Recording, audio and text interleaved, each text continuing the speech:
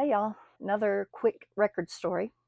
For 8 years, my dream came true and I got to work in the best record store in Dallas. This record store had loads of vinyl LPs, 45s, and even a whole room for our 78 RPM records.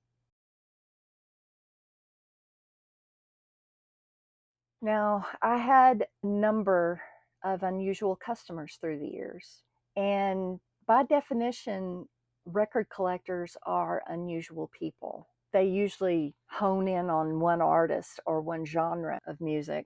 A lot of them will do that to the point where they ignore personal hygiene. A couple of the stranger customers of mine. Number one was the Hill family. This was a mom, dad, a little girl about 8 years old, and a baby. They would take the bus down from Michigan every year just to come and buy 78 RPM records from us. They'd be waiting outside the front door when I got there to open, and we'd have to chase them out at closing time. They usually didn't even leave to go get lunch or anything.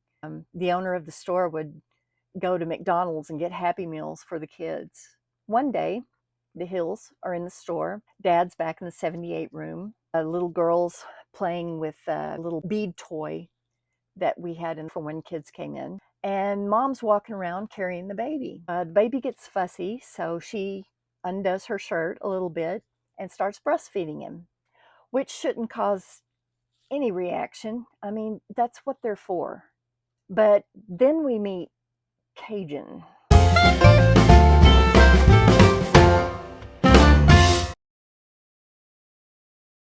I never knew his real name. We always just called him Cajun because he had a Justin Wilson, I guarantee Cajun type accent. Whether it was real or put on, I'll never know. But he had a carved walking cane. He wore a gimme cap sideways on his head, overalls, and same flannel shirt, no matter how hot it was outside. Well, Cajun came in the store and noticed Miss Hill carrying the baby around and breastfeeding. And he was immediately gobsmacked. And he was just staring at her the whole time. And she was walking around the perimeter of the store, didn't seem to notice him. And she walked past the front counter where I was. And right as she passed by me, I could see Cajun staring at her like a pervert. So I gave him my patented Lisa stink eye. Like, he immediately turned around and went back to Chuck's desk. And Chuck, of course, was sitting there smoking his pot with his feet up on the desk. Cajun kept staring at Mrs. Hill, and Chuck looked up at me and saw me glaring at Cajun. And then he looked at Cajun, and Cajun leaned in and said, "Boy, you don't see that every day." That was probably the closest he had gotten to a pair of tits in 40 years. And then we had Mr. and Mrs. Popeye. Mr. Popeye looked like a cross between Popeye and Charles Manson. He'd come in with his wife, who was about a foot taller than he was and probably outweighed him by 200 pounds. She usually had a black eye. They only bought 45s. So one day they were in the store and I put on an LP, the best of Sam the Sham and the Pharaohs, great Texas band. When their song Wooly Bully came up to play, Mr. and Mrs. Popeye just started yelling at me, "Take it off, take it off, take it off." You know, I wasn't going to do that. I just looked at them. I said, "What is your problem?" And they said, "That's devil music."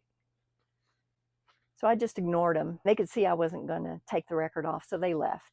And the next time they came in, they had a whole pile of those little Jesus pamphlets that you used to find everywhere and gave them to me.